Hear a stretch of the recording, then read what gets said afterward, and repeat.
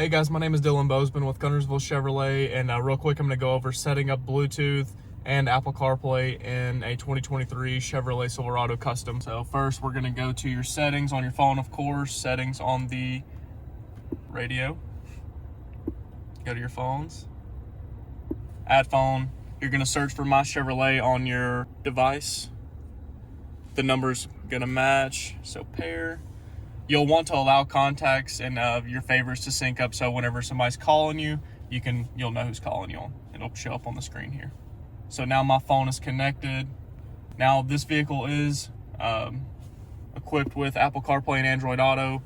My device is an Apple, so I will hit Use CarPlay. You'll read the disclaimer there and hit Continue to consent to use CarPlay.